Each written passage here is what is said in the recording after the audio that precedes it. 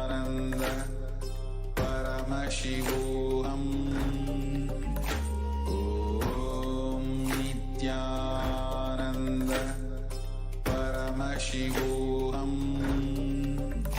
Om Nithyananda Paramashivoham.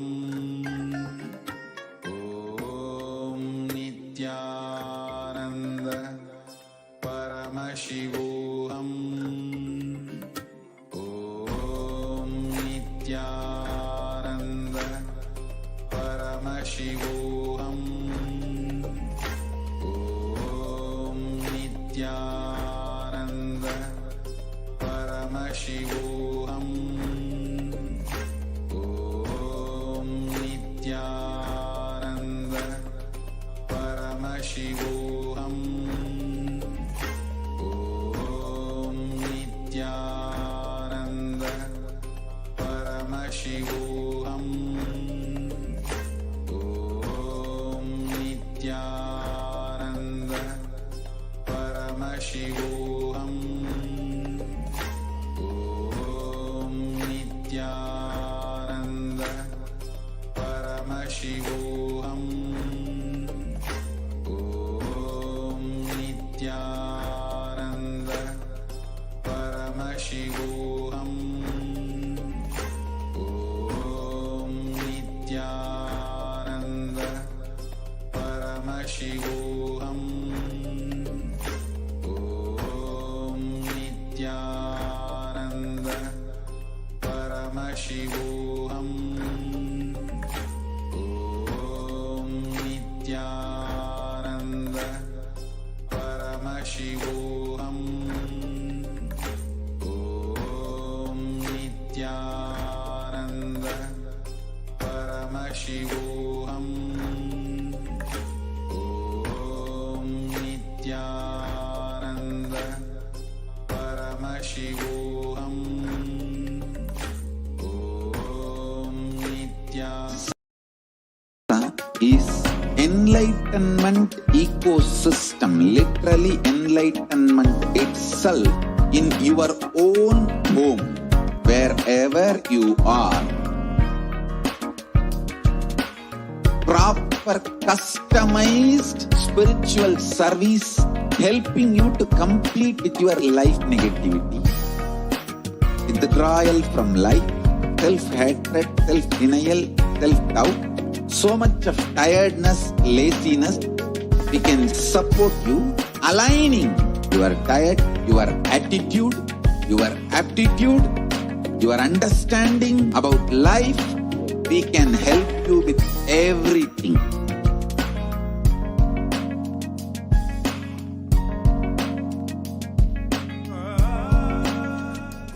Paramashivoham. Om Nithyananda Paramashivoham. Om Nithyananda Paramashivoham. Om Nithyananda Paramashivoham. Om Nithyananda Paramashivoham. Om Nithyananda Paramashivoham. Om Nithyananda Paramashivoham. Om Nithyananda Nithyanandam, welcome back, dear viewers.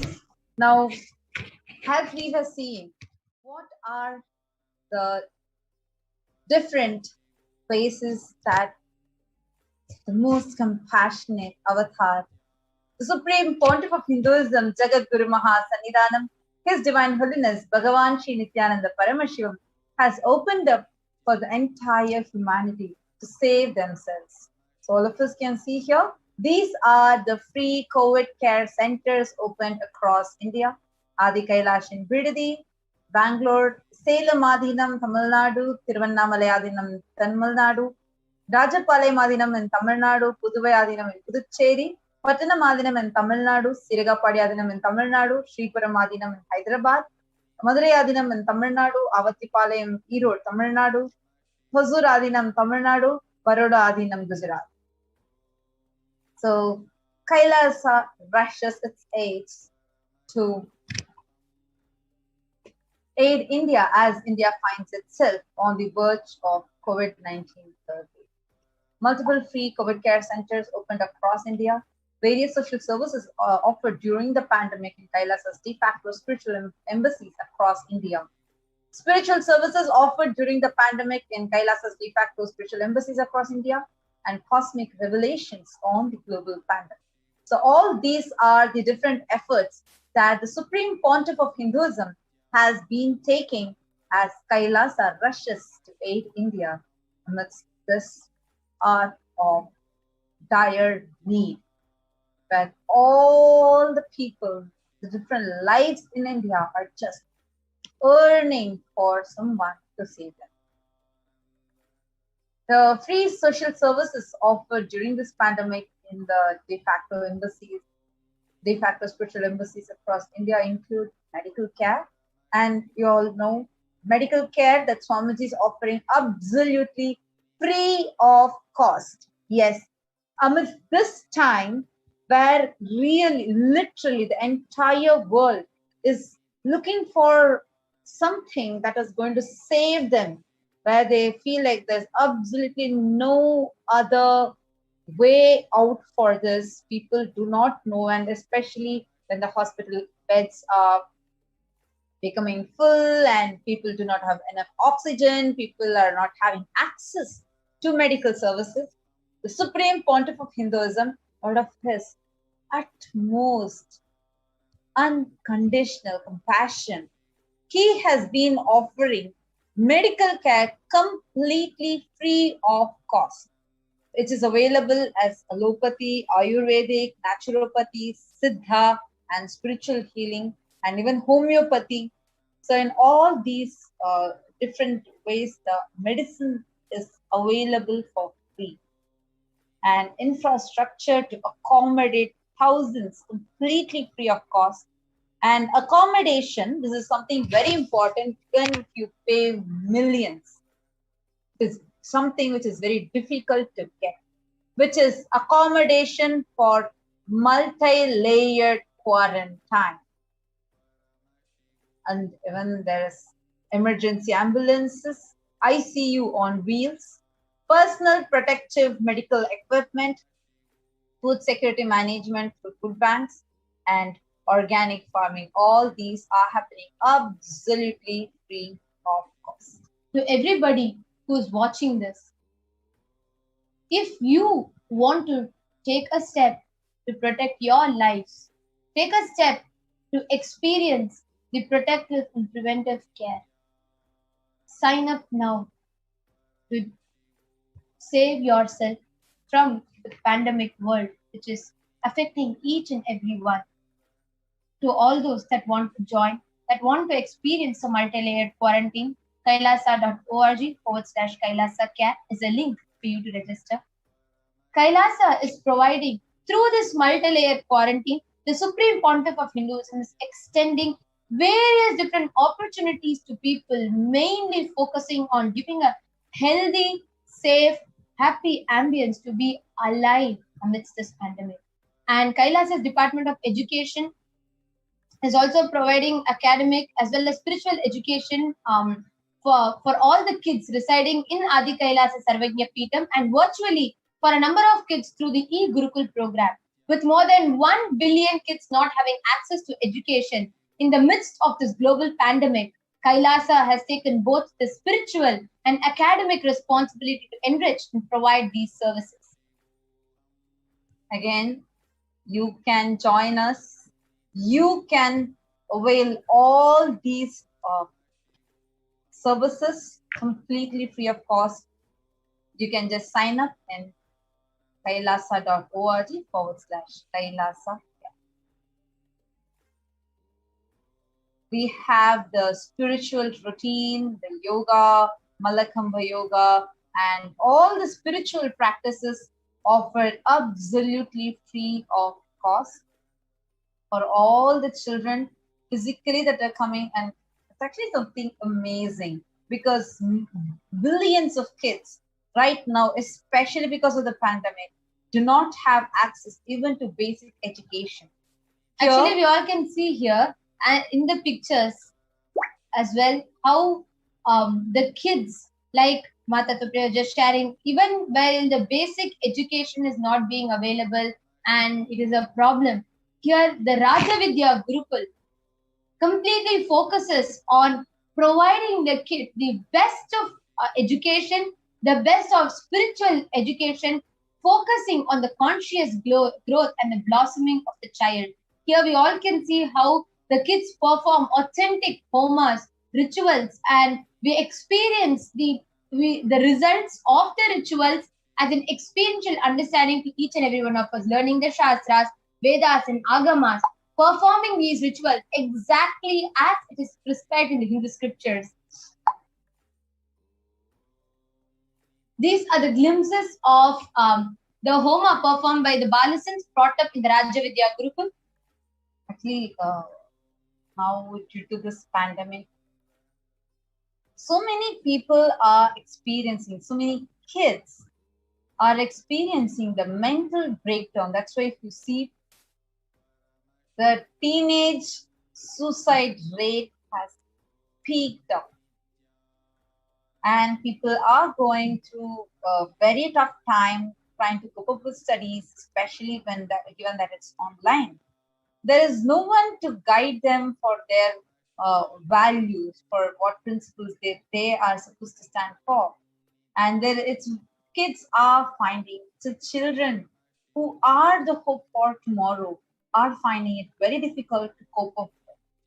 But the Supreme Pontiff of Hinduism, as not just a solution, but as giving like a breakthrough for this, not just giving the international GCSE syllabus as education for all the kids, but already for all the children, both consciously and giving them the empowerment, physical empowerment, spiritual empowerment, and conscious breakthrough, the super conscious breakthrough for all the children. All of us can see who in the world will get this kind of an ambience where we are able to be groomed as gods, literally in such an incubated space, and using this pralaya itself as a way to experience a super conscious breakthrough.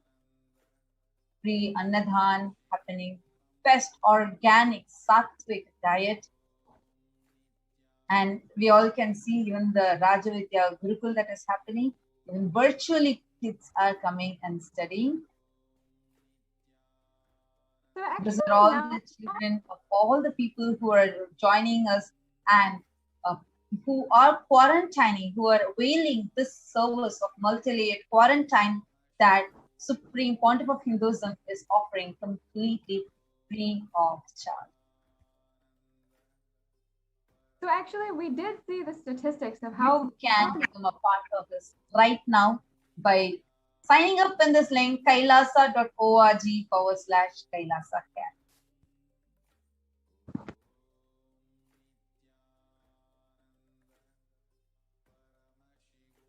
So this is something that really amazes me whenever I think of like people will have a vision, like there are so many people who do charity services, who do so that it's good to society.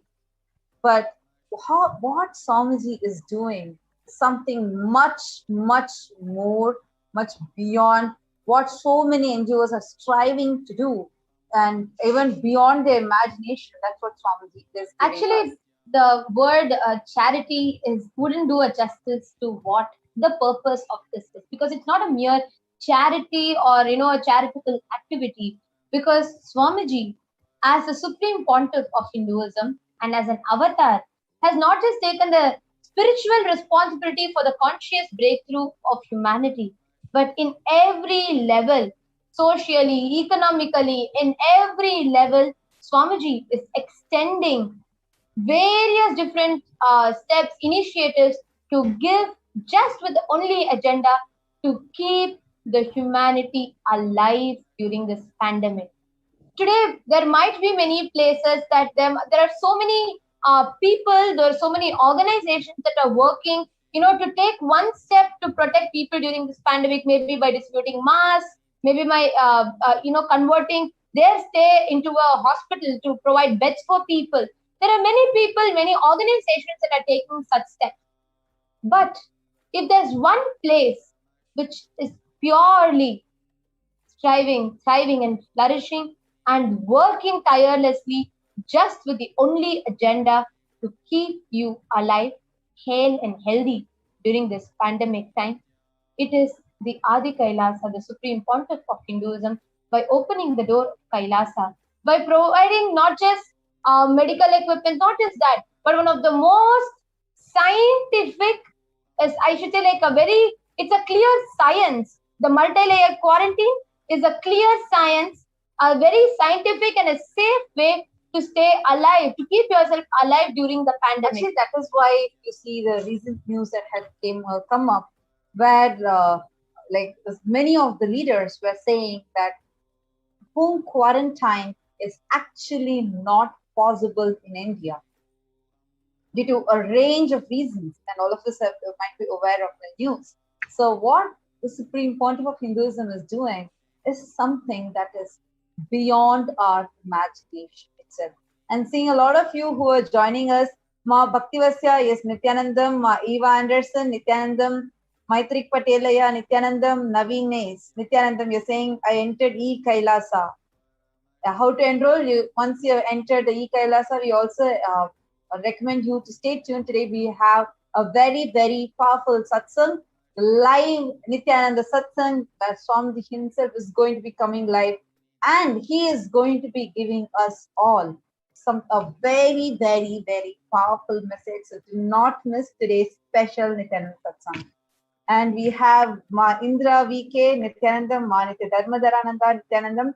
Welcome to all of you. So I'm just reading out the comments from Kailasa's HDH Nithyananda YouTube channel. We request all of you do tune in and get ready as we are nearing to have the darshan, live darshan of the avatar, the Supreme Pontiff of Hinduism, Jagat Guru Mahasannidhanam, His Divine Holiness Bhagavan Nithyananda Paramashivam.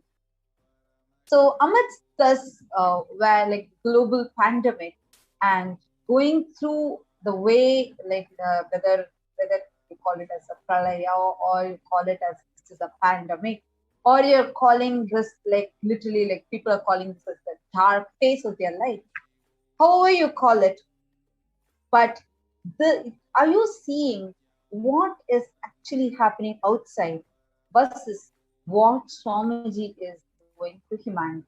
How do you feel about it? Yes, Tony Lofton, Nithyanandam, Mom, Zmon, Nithyanandam. Yes, I know all of us. I'm seeing Zmon has actually put, can't wait to see Swamiji. Yes, all of us are excitedly waiting. Now, actually, all our live viewers, I request all of you, take a few minutes and share how do you feel right now. Billions of children do not have access to education. People are succumbed to social media and the spread of rumors and anxiety.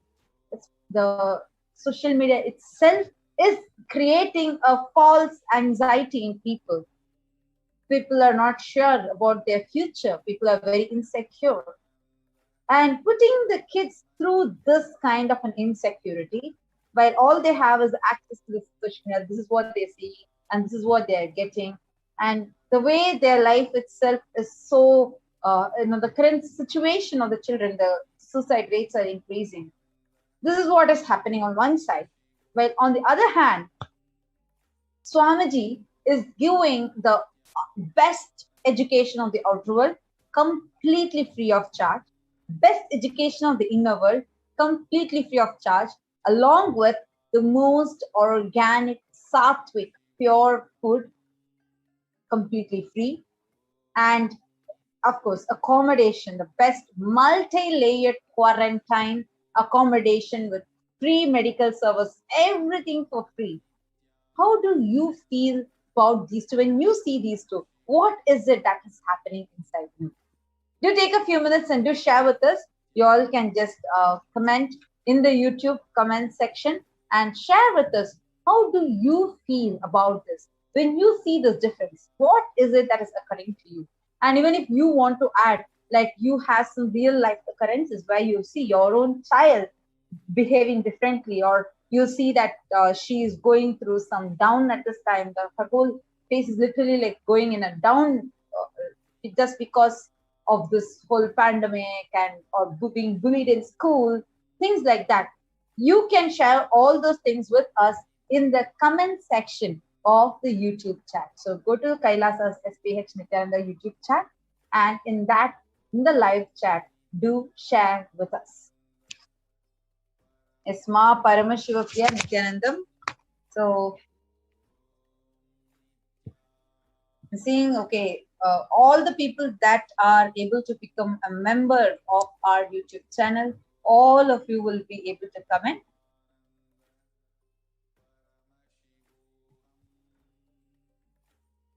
To everybody that are actually watching this right now, this is the time each of us can take a few minutes to look in, analyze amidst this pandemic, this whole situation, and see what is the step that is needed the most. Actually, sometimes when even during the Devi Parashakti Akashik reading, when I see some of the comments, right, it genuinely takes me by surprise, because when the Supreme Pontiff of Hinduism and Devi Parashakti herself have clearly revealed that, the only agenda this year should be to keep yourself alive.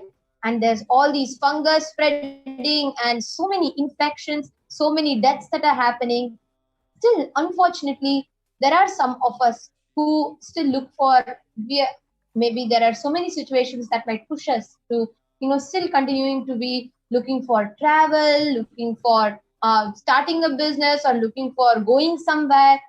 But what we all fail to wake up to is the reality of the pandemic that is completely creating a whole havoc. It's wreaking a havoc in the whole of humanity, where so many deaths are happening, so many, exactly as the Supreme Pontiff revealed, the dead bodies are floating in Ganga in hundreds in numbers.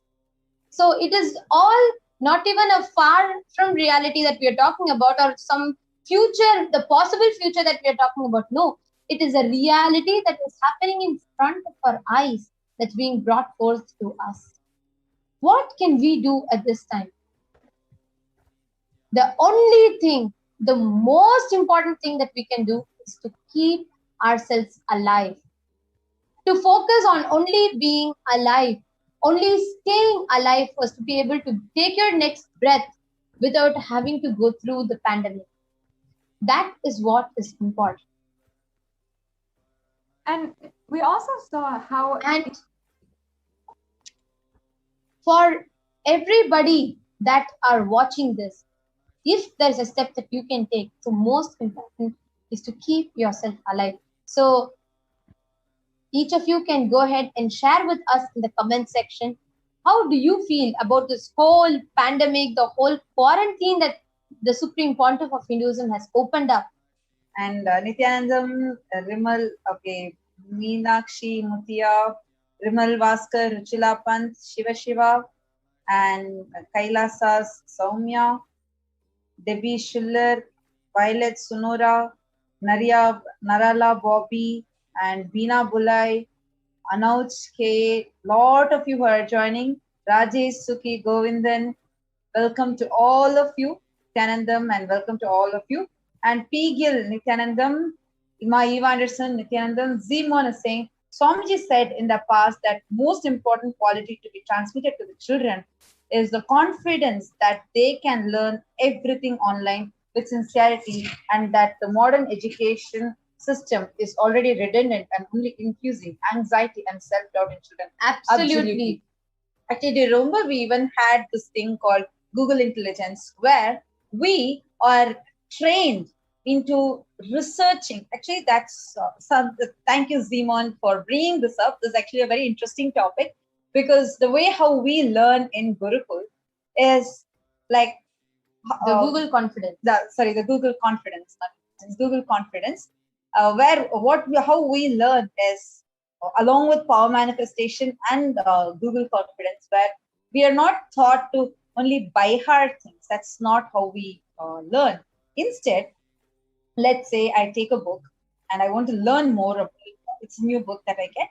And first, the topic, we just see the heading, and we see that heading and we take few keywords. We just put those keywords and start using the Krishna Shila, use the power of third eye, and see whatever we are able to see through a third eye on the Krishna Shila, whatever Paramashiva is revealing to us, we see in the Krishna Shila through a third eye, and we start writing that. And then we do not still open the book and read. We take these words, we take this concept that whatever we have gotten, and we go and we research on this topic. Actually, I was very surprised the moment we started learning like this. Even simple concepts like what you learn as velocity in physics, it has various dimensions how you can look at it once we started researching online. So we take what the first from what Paramashiva is revealing, then what the world is revealing about it. So we take the world's thought currents and we analyze that. Then from that, we write our thesis, how we are understanding about it. So we start writing that. And once we write that, then we open the book and read the book. By the time we finish these steps, when we open the book will feel so redundant. See, what is happening? The book is written maximum by one or two authors at a time. So it is their logic that they are trying to force inside us. That's the only reason why many kids, they will feel so stressed, even just by reading, even if they're not spending so much time, even just by reading. Only if that concept has to go in. But when you see what the world is talking about, there will be people expressing their opinions in a different way. And you will learn in different and that how to research, all those are trained. Like they tell you, you can go to different, they suggest the sites that you can visit and learn, or you can see how to learn based on the debates that are happening in that topic, etc. So by the end of the session, you are already a master of that concept. So when you look at the book, it just feels so redundant. So it's not that you're forcing that logic inside you. Instead, with your intelligence, you're grasping the subject. Actually, this is a very, very, very powerful method, because today, half and more of the kids right now that are going through the education, one big thing that they all face is they feel overwhelmed. They feel like so stressed with the amount of the thought currents in that book, majority of the times which are outdated, which are not really relevant to us. And that is just being forced upon us. But learning through Google confidence, by the time you go through and chew the other thought currents, the book will seem so small. It will just be one person's thought current being put into you. So that's one of the best ways, one of the profound ways that we get to learn. And yes, actually, there's so much, a ton and more we can keep discussing. But now, and actually, like anyone has any other questions or anything, you can interact with us in the YouTube or Facebook chat, and make sure you're taking a few minutes to share this so that nobody misses out on this amazing blessing that all of us have, where we are going to be having the darshan of Avatar starting in just a few more minutes. You can either post the comments either on Facebook, on Kailasa's HDH Nithyananda Paramashivam Facebook page, or on YouTube, Kailasa's HDH Nithyananda YouTube channel. And welcome Krishna Yadav, Sakalananda, Rajesh, Suki, Govindam, Nithyanandam, to all of you who are joining us live continuously. And a lot of you are watching, and hope what we shared about how we study in Gurukul was interesting for you. So how do you feel about this method? Where first you learn what the world is. First you actually see the concept. You don't go through the book. You don't do anything. You just see the keywords that are usually highlighted in bold. So you just take that. You go, you see in third eye, you write down what Paramashiva is reading. Then you take that, then you go research online and learn what the world is talking about, then you take all those concepts in, and then you write your understanding, then you open the book and then you read it. So what the end of the day, like the whole thing, you become a master of it. How do you feel about it? Do write to us in the comment section, because of course we are really excited to share about this with you. Now, before we continue further, let's take a short break, and then we are having a very exciting session that's coming up and a very powerful session that is coming up. So do not miss it. Stay tuned and let's take a short break now.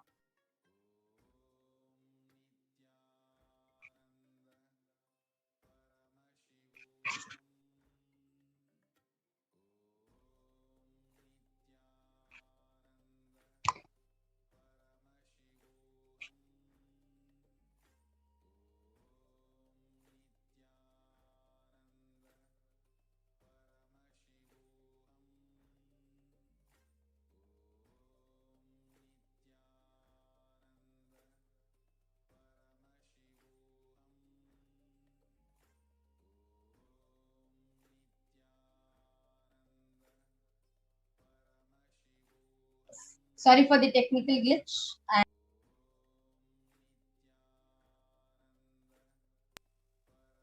Sorry for the technical glitch. Seems like there's a small error. We are getting some comments from the viewers.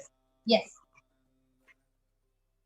And meanwhile, as we are all awaiting for the Nithyananda Satsang that is starting live at 10 p.m. IST, as we are all awaiting the exciting live Nithyananda Satsang, each and every viewer that are watching us right now, please take a few moments to share with your friends, your near and dear ones, your loved ones, to invite all of them for the Nithyananda Satsang live, so they all can enjoy, they all can relish, and they all can grasp the superconscious thought currents and empower themselves to be able to handle and tackle the pandemic and all of its effects and impacts.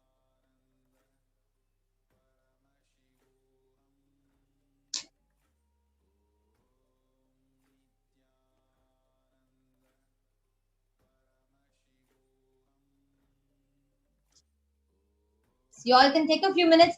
Please go ahead and leave comments in the comment section. We have some of the viewers who had commented in between their losses, so we would just like repeat it for them.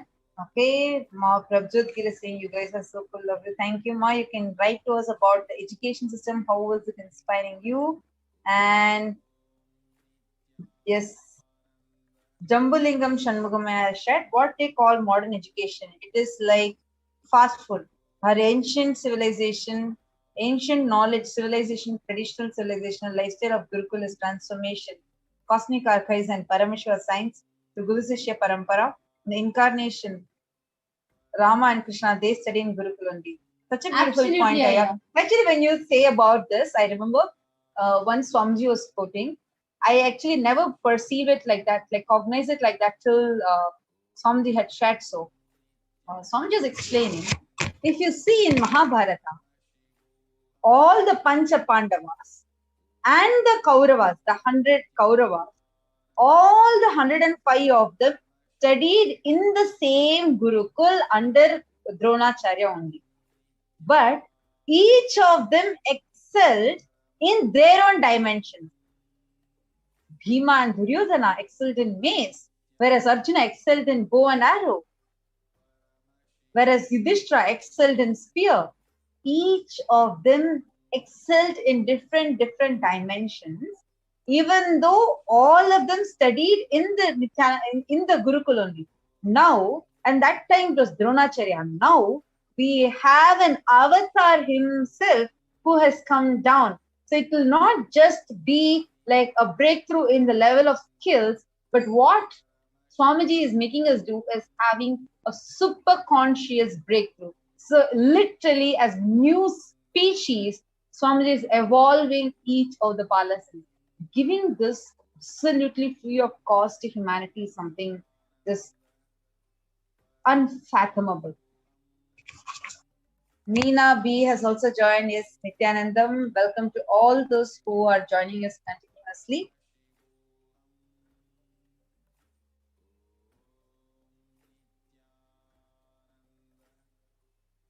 You all can keep commenting and sharing with us. How do you view this? What are your views? How are you understanding what we are sharing? So it's really exciting. It'll be really exciting to keep interacting with you and knowing more about how you are understanding this.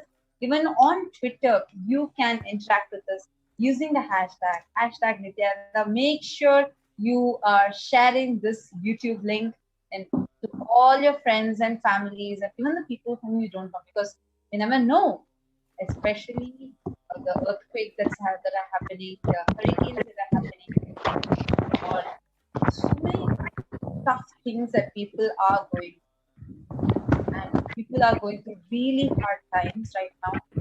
So many lives are in dire need of something. So do not miss out. Even if you think it's just one click, what is going to happen? No, you never know. Just like how you stumbled upon some video of Swamiji and today you are here benefiting from him, receiving his blessings, and just having your entire life transformed. So many people are there like that who are waiting for this. So your one click, you might be just doing one click and sharing with the people, but their lives are going to be transformed in an unimaginable way. So do not hesitate. Go ahead and share. You can also post in the comments which country you are coming from.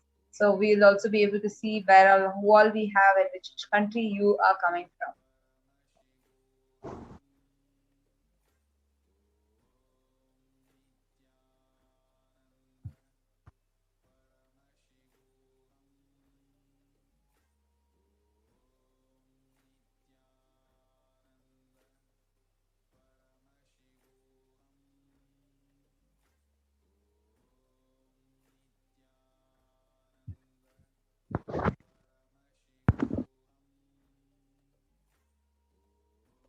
Yes, and also, as we had been discussing,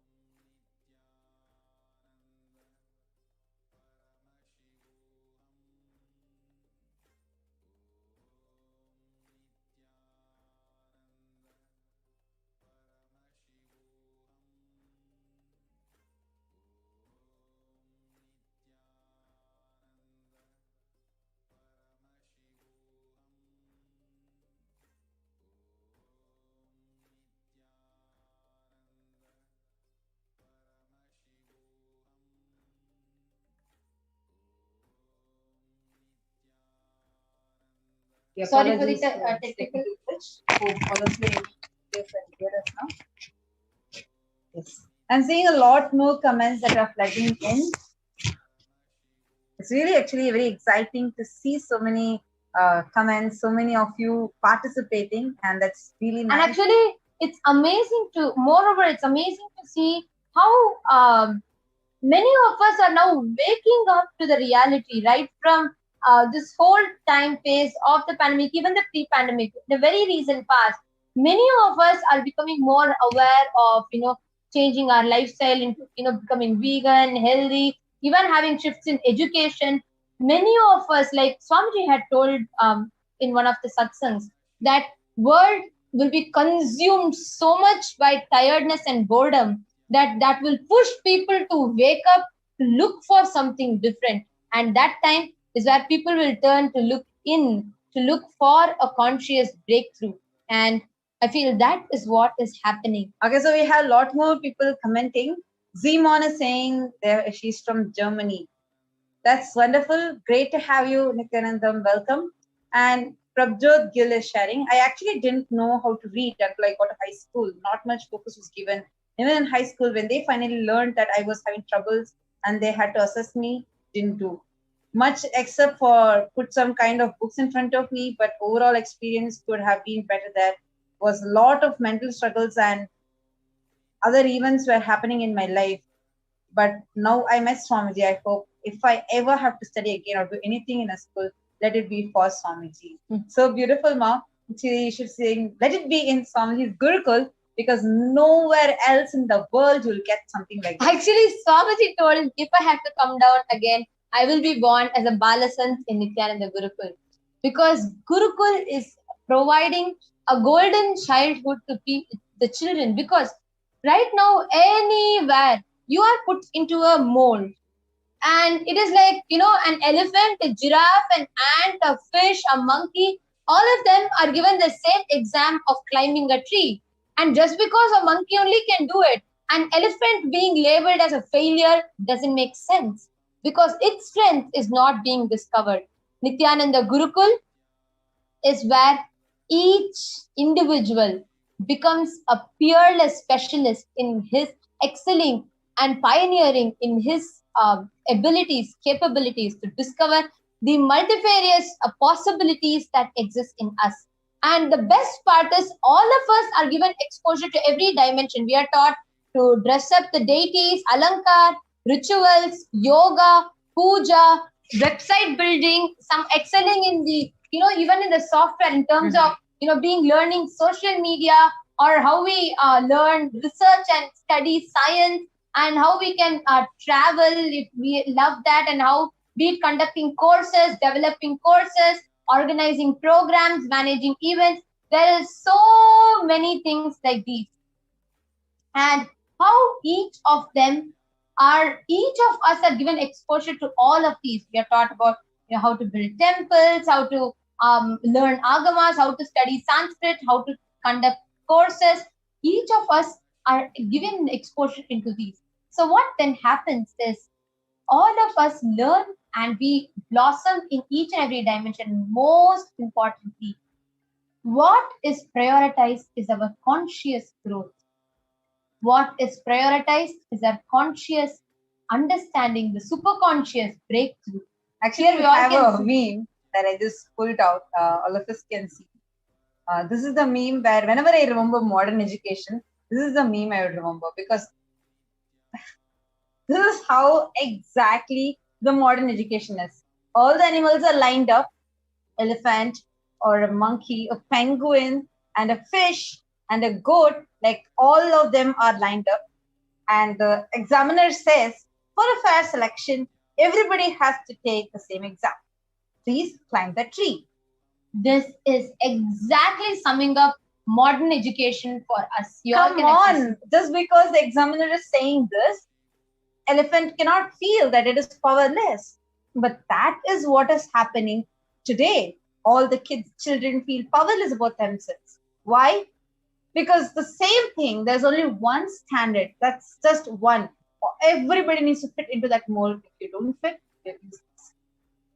That's why if you see there are many jokes and memes around, and even a lot of stories, biographies that say I was a college dropout. That's why I'm successful. Absolutely, because the whole education today in the modern world is just working on making you a clerk, making you fit into a mold, fit into the same size shoes and hats as everybody else, which is naturally not possible. So, why are we talking about education and giving priority to this in this pandemic times? In Kailasa's protective and preventive care, the whole quarantine, the Supreme Pontiff of Hinduism has also extended the authentic Vedic Gurukul, the Nithyananda Gurukul, to provide that child. See, because it is in this pandemic time that people are reshaping themselves. People are waking up. There are so many people who are, in the fear. Am I going to get admission into the school?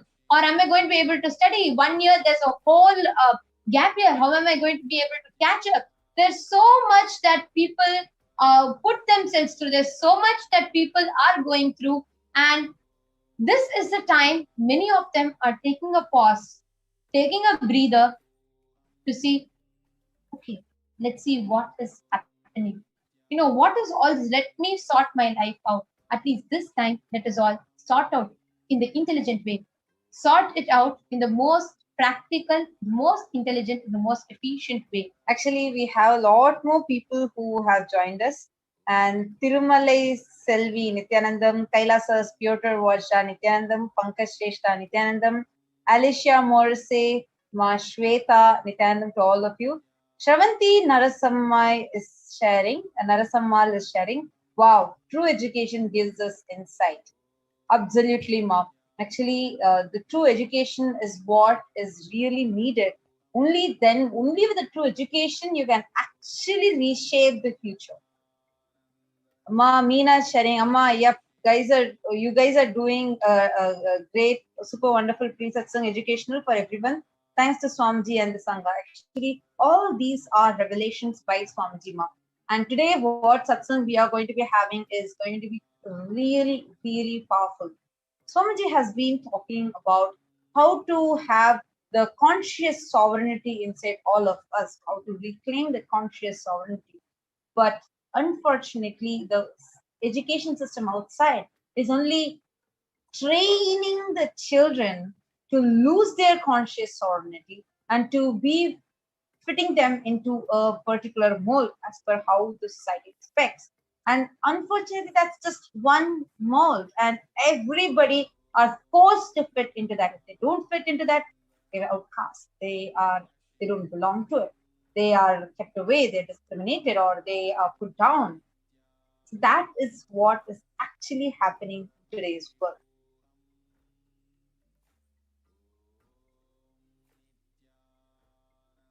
Lot of you who are joining, yes, welcome to all of you.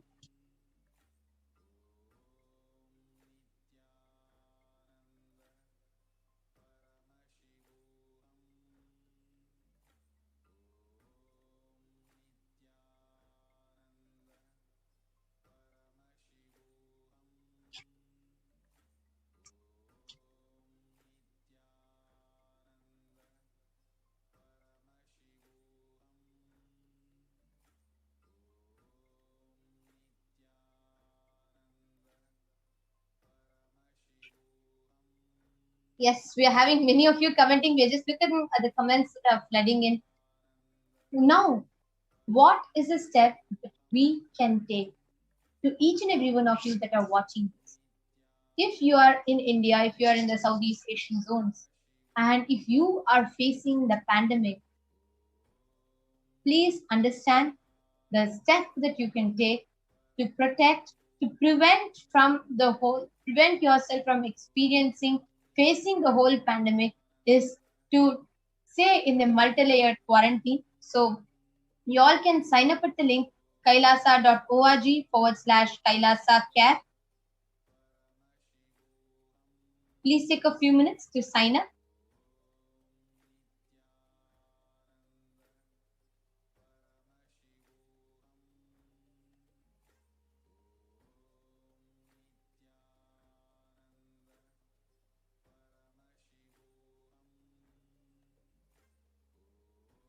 You all can take a few minutes to sign up at kailasa.org/Kailasa Camp.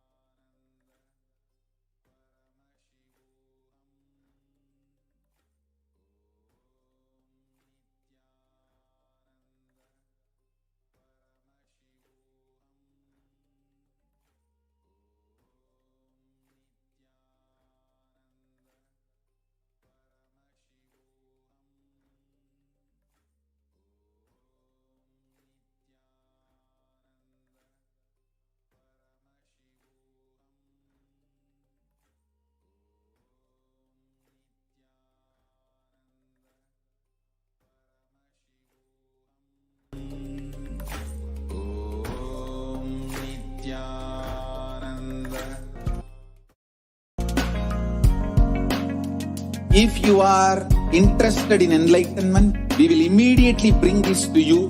If you are not interested, we will explain the whole science, inspire you and make you interested in enlightenment science. We need to cater this enlightenment science to the whole world wherever they are. Because enlightenment is the birthright of all human beings. Kailasa is responsible to provide that to all human beings.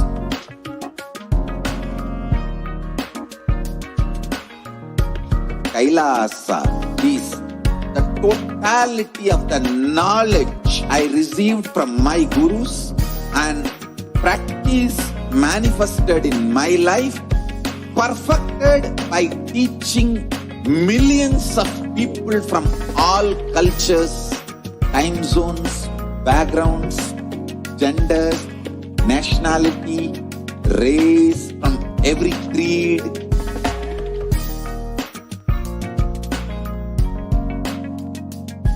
So this absolutely perfected knowledge available to you, served to you in your home without even you moving out of your couch, free of cost.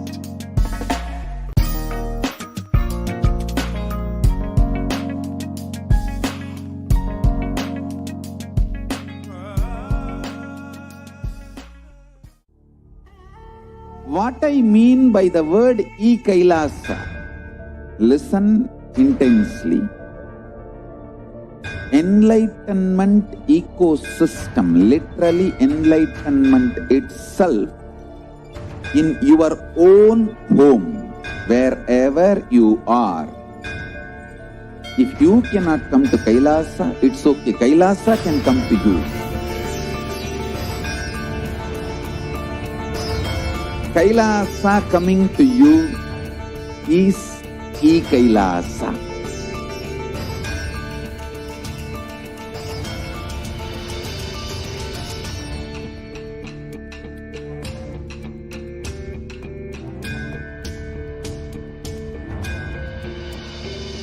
I will revive Hinduism. I am a Hindu revivalist, not by any revolution, but by evolution.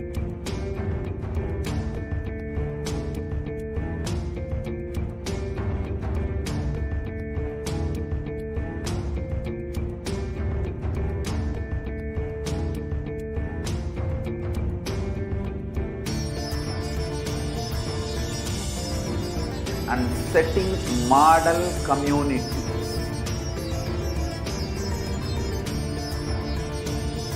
Kailasa, enlightenment ecosystems, Sarvanya Pitas all over the world.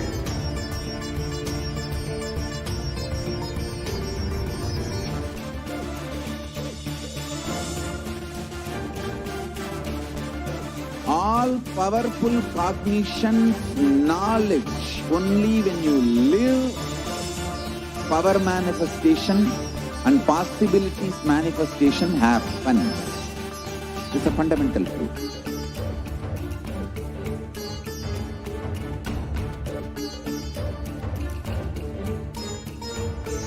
Hinduism cannot live exclusively as one sampradaya. No.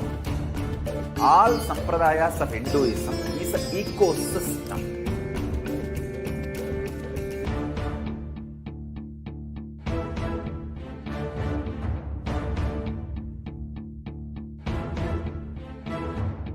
So don't keep quiet thinking that if one sampradaya is attacked, only that sampradaya is going to be affected.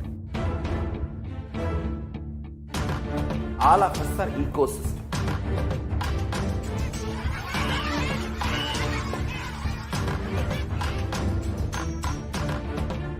I invite all of you to get involved and enjoy Hinduism by the principle of Dharmo Rakshati Rakshitaha. When you protect Dharma, Dharma protects you. make the whole planet flourish spiritually.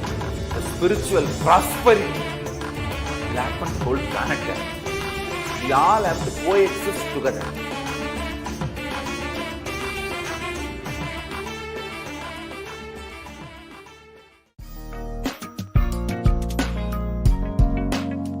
We get you health. We get you ability to build beautiful relationships in your life. We get you direct spiritual support, and we make sure you become wealthy.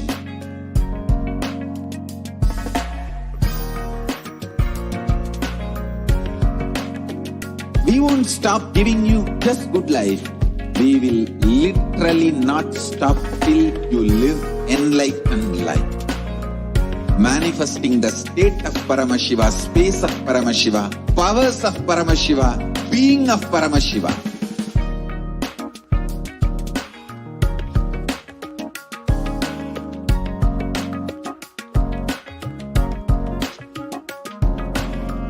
Whole world should become Kailasians. I want the whole world to know Hindus have something great to contribute to the world.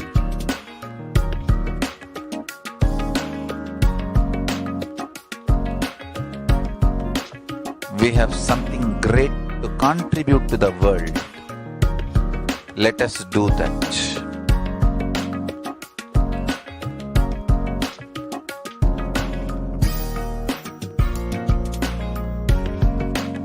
Kailasa is proper customized spiritual service helping you to identify your root patterns of suffering.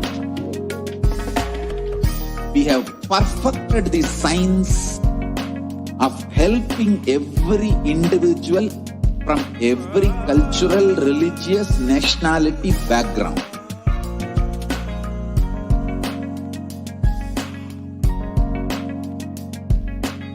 You will have lowest reactionary assumptions, highest awakened response, alive response for life continuously.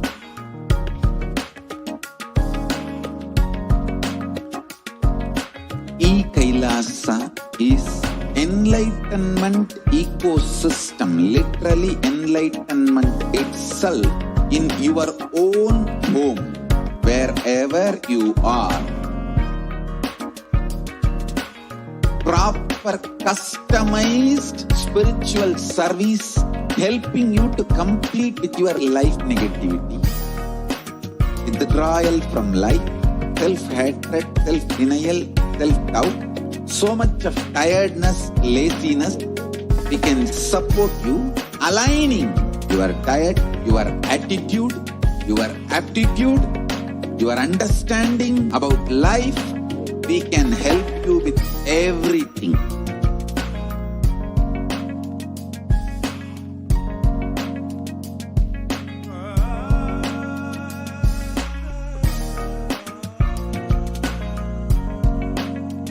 If you are interested in enlightenment, we will immediately bring this to you. If you are not interested, we will explain the whole science, inspire you and make you interested in enlightenment time. We need to cater this enlightenment science to the whole world wherever they are, because enlightenment is the birthright of all human beings. Kailasa is responsible to provide that to all human beings.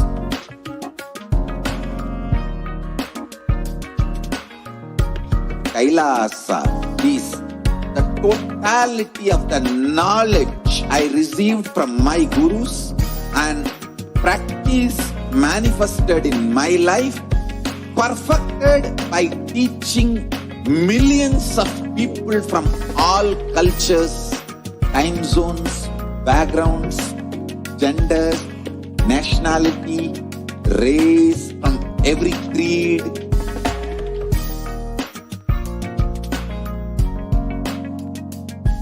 So this absolutely perfected knowledge available to you, served to you in your home without even you moving out of your couch, free of cost.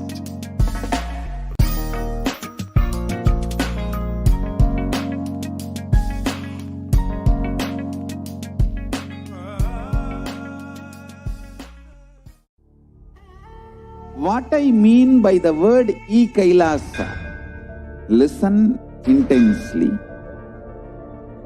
Enlightenment ecosystem, literally enlightenment itself in your own home, wherever you are. If you cannot come to Kailasa, it's okay. Kailasa can come to you.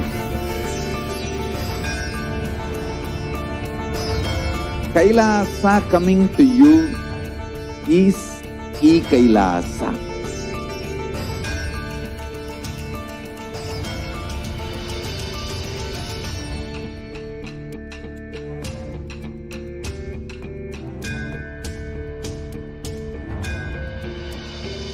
I will revive Hinduism. I am a Hindu revivalist, not by any revolution, but by evolution.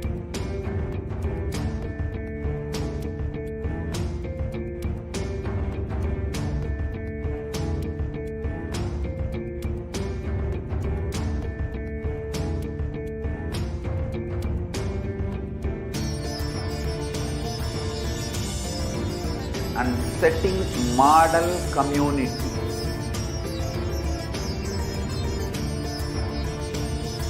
Kailasa, enlightenment ecosystems, Sarvanya Pitas all over the world.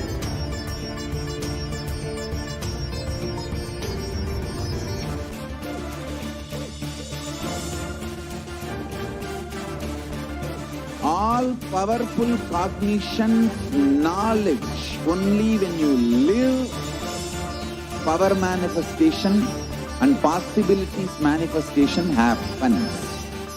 It's a fundamental truth.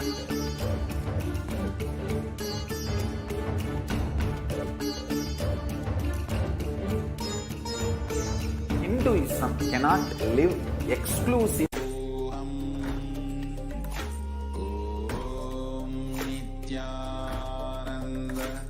Nithyanandam, welcome back to all of the viewers. I am 100% sure that each and every one of you are eagerly awaiting the darshan of the Supreme Pontiff of Hinduism and awaiting the divine discourse and the audience of the Supreme Pontiff of Hinduism, as we will be imbibing the powerful cognitions as he continues to expand on what was revealed just day before yesterday on conscious sovereignty. It was such profound truth and ultimately leads us back to understanding and deeply cognizing why we are Hindu, why each and every one of us identify as Hindu, why we've taken that up as a lifestyle. And when we fundamentally address this, when we address the conscious sovereignty, we are able to express deep and deeper truths. And when we're doing the Vakyartha Sadas, and how we have been, literally the conscious sovereignty is stolen from us as the Supreme Pontiff of Hinduism declared, and he had revealed just the day before yesterday on these extremely profound truths. When we deeply do the Vakyartha Sadas, we start to live the Hindu lifestyle more authentically, and ultimately the benefit is 10,000 times and multifold as well. Now, we'll now be entering into the segment on the persecution against the Supreme Pontiff of Hinduism. And for the past few days, we have been presenting on a very, very powerful and important topic that has not come out to the world yet, about the assassination attempts against the Supreme Pontiff of Hinduism. And over the last 2 decades, we've literally seen a campaign of state-sponsored assassination attempts against the Supreme Pontiff of Hinduism. In 2010, in 2012, in 2014, and so many in between, until it came to the point where the Supreme Pontiff of Hinduism needed to actually leave India, and we were ultimately not even able to physically be in the presence of our Guru. And as even Devi Parashakti revealed, the captain was driven out of the ship. Even though he had built such amazing and revived the ancient Hindu kingdoms, and he had built the Adhinam, the Adi Kailasa Sarvagnapitam, where so many today are finding relief and are finding so much of reprieve from the ongoing pandemic just through the Kailasa COVID care multi-layer quarantine that Adi Kailasa Sarvagnapitam is organizing. Even though the Supreme Pontiff of Hinduism is ensuring that Kailasa continues to contribute, still he has made the ultimate sacrifice of everything in order for us to be protected and Kailasa to continue. The anti-Hindu militant forces have continuously been strategizing on how they can vilify, demonize, and ultimately assassinate the Supreme Pontiff of Hinduism in a series of steps, in a series of strategic, planned ways to execute what they wanted. And what they wanted was to continue to oppress the Hindu civilization, to continue to loot the Hindu civilization, the Hindu temples, the Hindu heritage from each and every one of us, and to stamp out entirely the Hindu customs, traditions, and the Hindu culture. And we saw how in the last segment, we saw how step by step the anti-Hindu militant forces had been going against and had been literally ensuring that these assassination attempts are successful, not only successful, but justified by the media mafia and to the international audience. If a report goes out that this many Hindu leaders are dying, or this many Hindu leaders are under illegal judicial custody, then there is a media campaign of demonization against the Hindu leaders that they had plotted and that they had conspired to put against the Hindu leaders. And in so many ways, this has stopped the Hindu community, the Hindu diaspora globally from having the justice of at least being able to tell our story to the world, being able to seek help in other resources, at least in the international audience. But due to the series of media demonizational campaigns against Hindu leaders and against the Hindus, and so many different systemized attacks against Hinduism, until now, we have not been able to have even one voice about the Hindu Holocaust in the world. There's not even one textbook, there's not even a narrative out there that speaks about the Hindu Holocaust and what ultimately the Supreme Pontiff of Hinduism is going through to revive Kailasa. But due to his hard work and him, the Supreme Pontiff of Hinduism, going to all extents to ensure that the Hindu Holocaust is told to the world, and his hard work, sincere efforts to go and revive Kailasa, bring legitimacy to Kailasa and its mission. This is finally, the United Nations has recognized the persecution against Hindus and women of Kailasa, in each and every one of us, finally had some sort of reprieve for the violence that is ongoing against us. And we've seen how arrest against of the Supreme Pontiff of Hinduism, the illegal arrest against the Supreme Pontiff of Hinduism, has been a systemized attack, meaning that anti-Hindu militant terrorist forces had planned and conspired prior to the attack in order to execute their ultimate goal. Now, the steps are very clear. One is media demonization, meaning the demonization of the Hindu leaders and the Hindu people, the Hindu sannyasis, the Hindu sampradayas, and all the members of the Hindu sampradayas, and vilifying them in the media. We saw this in so many different examples over the last segments in this series about the persecution against the Supreme Pontiff of Hinduism, about how the media had literally criminalized and demonized the Supreme Pontiff of Hinduism with absolutely false lies, fabricated lies against the Supreme Pontiff of Hinduism, and making such obscene false statements, and literally throwing out to the garbage cans any amount of ethical journalism.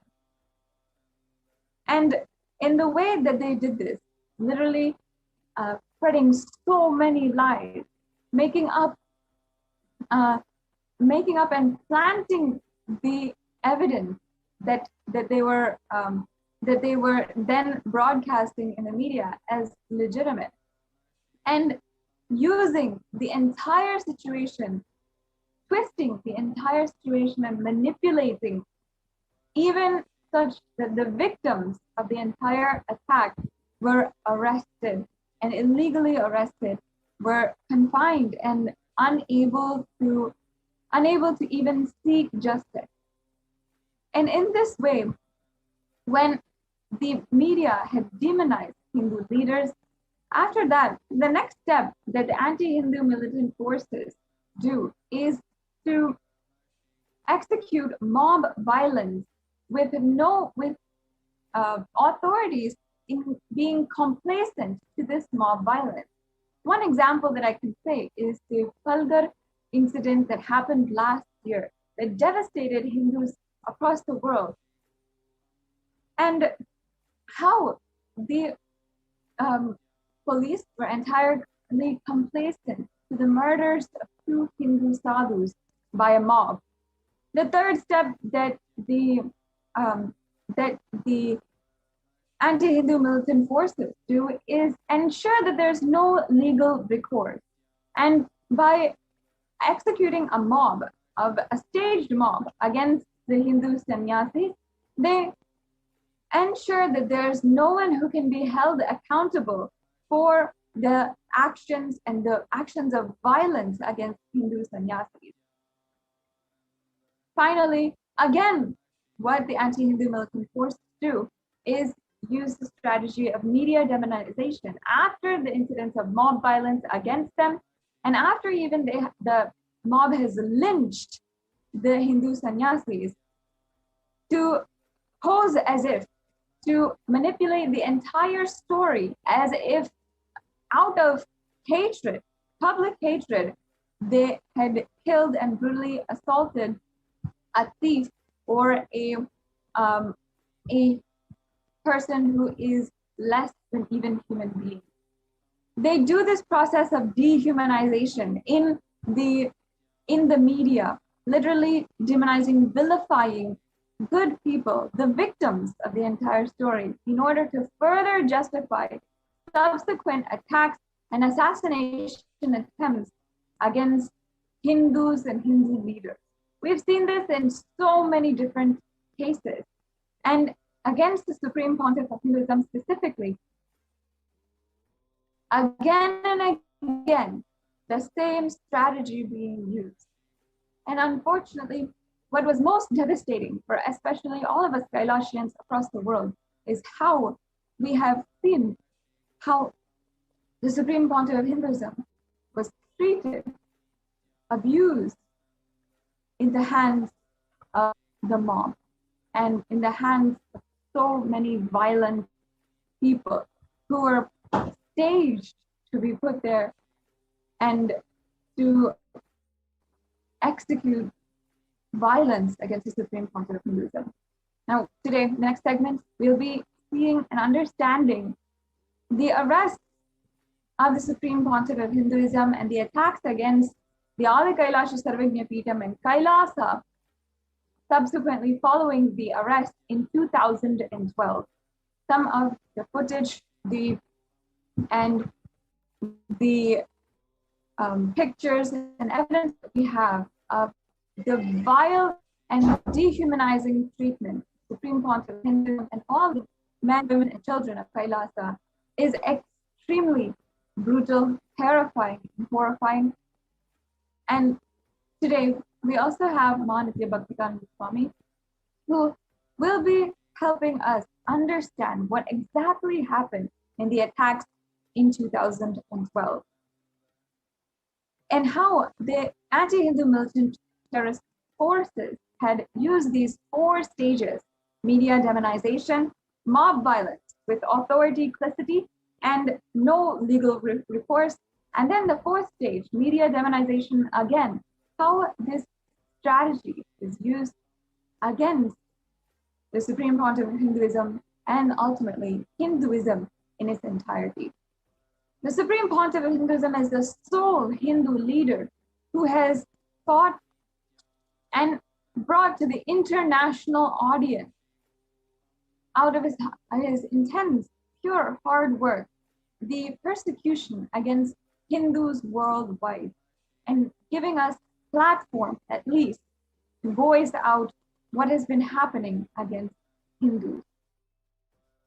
And today we will be seeing and understanding what happened exactly in 2012 against the Supreme Pontiff of Hinduism and the men, women, and children of Kailasa in a series of absolutely unprecedented and violent attacks and methods of oppression against all Kailasians and the Supreme Pontiff of Hinduism.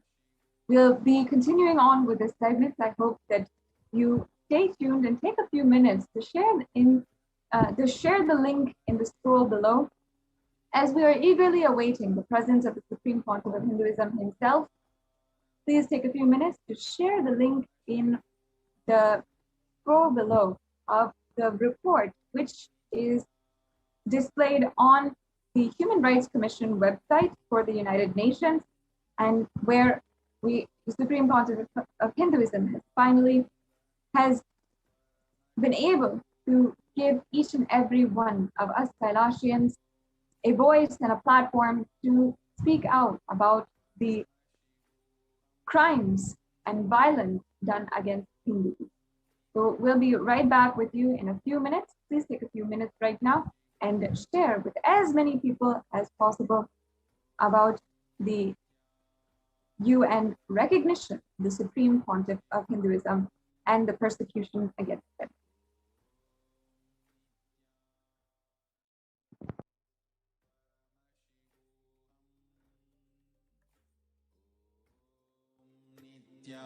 Nithyananda Paramashivoham. Om Nithyananda Paramashivoham. Om Nithyananda Paramashivoham. Om Nithyananda Paramashivoham. Om Nithyananda Paramashivoham. Paramashivoham. Om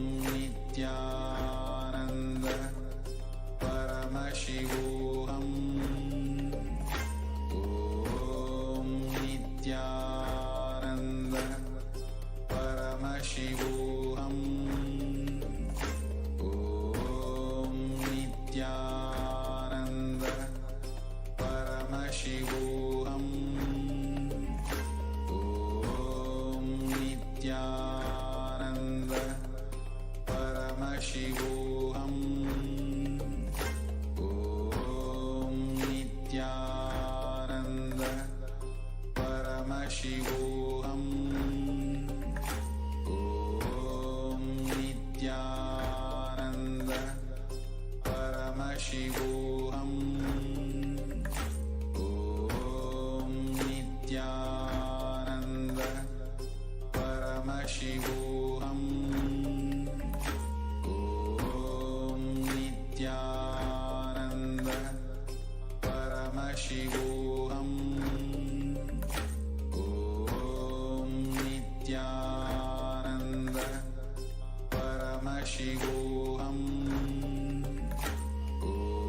Om Nithyananda Paramashivoham. Om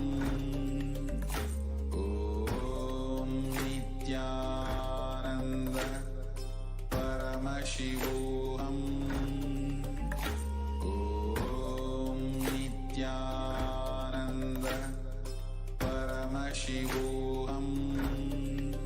Om Nithyananda Paramashivoham. Om Nithyananda Paramashivoham.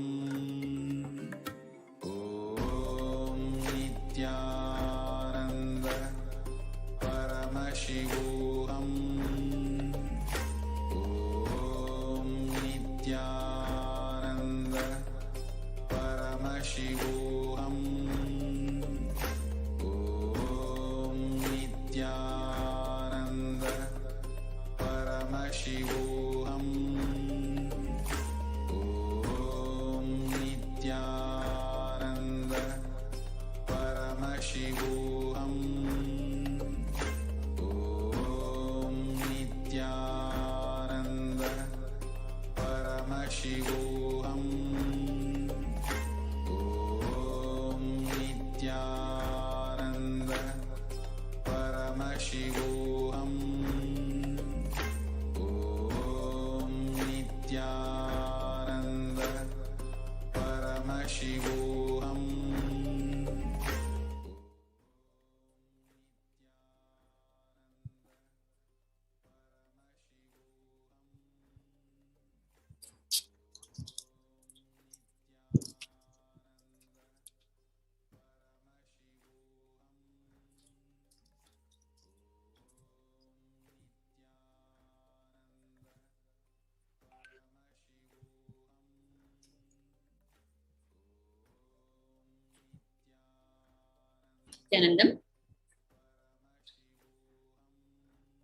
Nithyanandam, dear viewers, while we are about to witness yet another live appearance from our beloved Swamiji, the Supreme Pontiff of Hinduism, Jagadguru Mahasannidhanam, His Divine Holiness Bhagavan Nithyananda Paramashivam, we are going to see once again an unfortunate series of attacks that happened in the year 2012, about which many of you may be aware and many of you may be hearing for the first time. It is very important to again and again bring to the awareness of the innocent public the history of persecution against Hinduism, Hindu gurus, Hindu incarnations, Hindu sannyasis, and anyone who's putting the effort to revive the greater science of Hinduism, the science of living enlightenment, which is there from time immemorial to enlighten every being on this planet and elevate every being to the next level of existence, to the next level of consciousness. So therefore, Hinduism is not a religion, but Hinduism is the science of living enlightenment. And when human beings become empowered by this science, they start living very powerfully above and beyond the normal mundane clutches of the existing socio-economic political forces, which therefore becomes intolerable and a danger to the vested interest powers that desire to keep the people under control for their own vested interests and agenda. So therefore, the attack on the Supreme Pontiff of Hinduism is huge, unprecedented, and for the very reasons I just stated. For decades, the persecution has been going on. And what we're going to see today is the attack that happened in the year 2012. Like I said, many of you may be aware of it, but the more and more we listen to it and the deeper we dwell upon it, the possibility of the awakening happening in each, not just Hindu, each individual seeking to achieve the purpose of his or her life will happen. The awakening is very important to meet the purpose of each of our life, which is enlightenment. And unless we understand how these attacks are engineered, how these attacks are strategized, how the lies are spread about the incarnations and Hindu saints who are trying to revive this greater science of Hinduism after hundreds of years, unless we understand this deeper and deeper, because it is so finely layered with multiple levels of strategy, cunningness, lies, and told in a way that we would not even in our wildest dreams imagine that it is a lie. So unless we understand it to its very depth, we will not awaken to the deep conspiracy behind this, which is actually against each one of us, each one of you.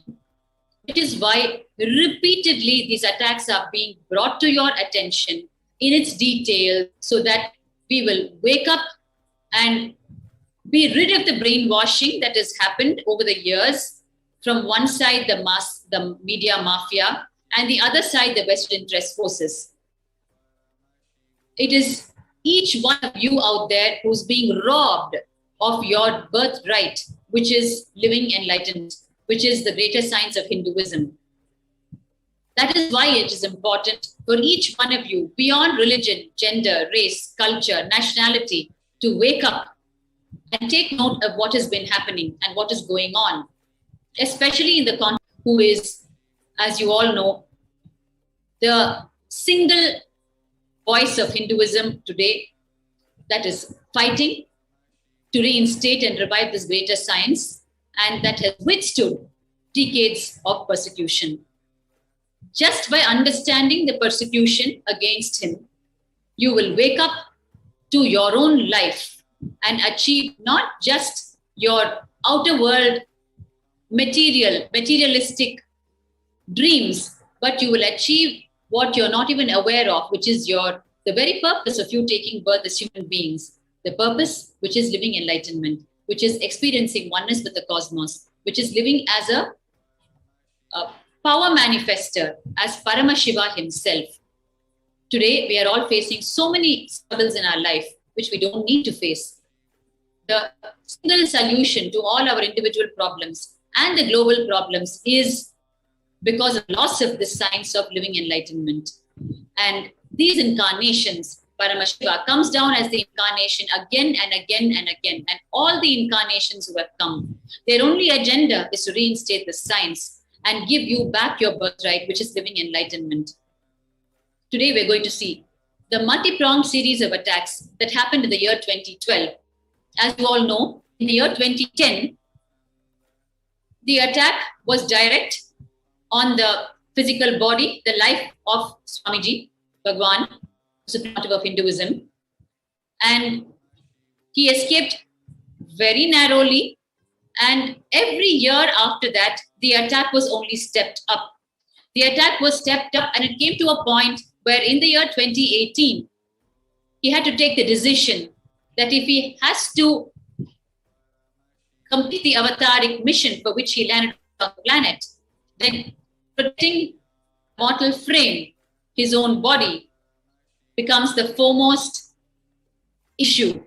And therefore, as the attack started stepping up progressively, in the year 2018, he was forced to take the decision to withdraw from humanity and stay away and continue the service. That is the greatness of the incarnations and saints, because they don't know the zone of violence, pushbacks, and revenge or vengeance. They only know to fulfill the purpose for which they came, the goodness for which they came. And therefore, they bear the brunt of the mass ignorance, the mass violence, the mass vengeance, and the mass attack on their own body, and yet they continue to serve. If we just dwell upon their life, whether it is their life in terms of their contribution against the persecution, or it is their life on the face of the persecution, if we just dwell upon it, we will understand the genuineness, the sincerity, the undoubted intention, genuine intention of them, which is to enlighten humanity and nothing else but that. We are so used to normal human beings who operate out of normal vengeance and revenge. Therefore, we know not that such beings can exist, who can take so much of enmity from us and still intend to give back only the goodness for which happened on the planet Earth. It is not known to us, and therefore we do not believe it. Therefore we vilify it. Therefore we spread lies about it. Today we're going to see the series of the attacks in the year 2012. So this started around the 7th of June, to be precise. I'm saying around because the direct life attack on Swamiji happened on 7th of June, and the build-up towards it was in terms of a series of interviews given, or rather planned, strategized, and given by the false rape accuser, an NRI woman by name Rati Rao. She, along with the Suvarna television and a group of conspirators, planned and executed a series of false interviews in the Suvarna television, which is the mainstream national channel. And in the series of interviews, once again, through the media mafia, the group spread the lies to the innocent public, which is you, who unknowingly consume it, because your only source of information, unfortunately, is the media mafia. Although the social media is catching up in a big way, and it is a huge savior to each one of you out there, because it is finally giving a platform to people who come and express the truth, who have an equal platform today with the mainstream media to express the truth. So therefore, while this series of interviews was being aired by the false rape accuser in collaboration with Suvarna television, she was actually under force to do it to protect her false case against Swamiji, because it was a huge, rude surprise to her that while she had charged Swamiji, our beloved Bhagavan, on one side, of raping her 40, 50, 60 to 100 times, on the other side, she did not know that through the very judicial system, her own medical records were finally procured from the Michigan hospitals, and it revealed that she was a carrier of 4 STDs, sexually transmitted diseases. And her own medical records reveal that there is no way that she can have even one sexual relationship with a person and not spread the disease to the person.